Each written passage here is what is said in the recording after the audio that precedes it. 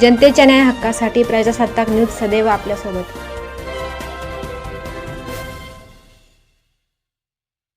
महाराष्ट्राच्या महायुती सरकारचं ढिसाळ नियोजन पुन्हा एकदा आपल्या सगळ्यांसमोर आलेलं आहे।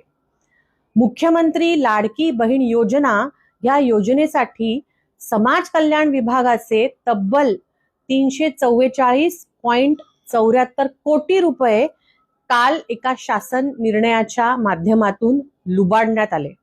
हो, लुबाडण्यात आले हाच शब्द वापरणं योग्य राहील, कारण गेल्या 1.5-2 वर्षामध्ये सातत्याने लाडकी बहीण योजना जिवंत ठेवण्यासाठी समाज कल्याणचा विशेषतः अनुसूचित जातींसाठी राखीव असलेला निधी हा वळवण्यात आलेला आहे, लुबाडण्यात आलेला आहे। त्या निधी अंतर्गत होणारी कामं कशी होत असतील, मुलांच्या स्कॉलरशिप्स, घरकुलची योजना इत्यादी अनेक अशा योजना ज्या त्या समाज कल्याण विभागाच्या अंतर्गत चालतात, त्या पुढे कशा चालू ठेवायचं याचं काहीच नियोजन न करता फक्त लाडकी बहीण योजना कशी सुरू राहील हा प्रयत्न हे सरकार करत आहे।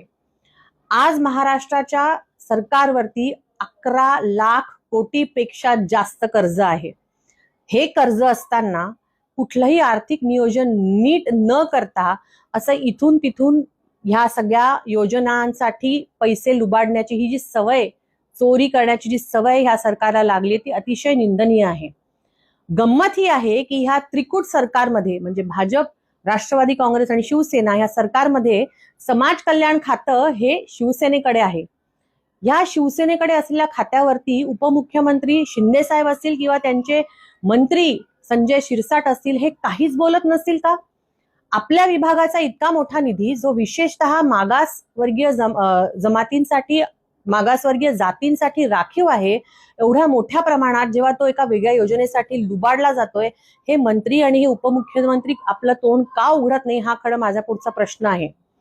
गेल्या अनेक दिवसांमध्ये आपण बघत आहोत की लाडकी बहीण योजना ही योजना जिवंत राहावी म्हणून हे सरकार प्रयत्न करतंय।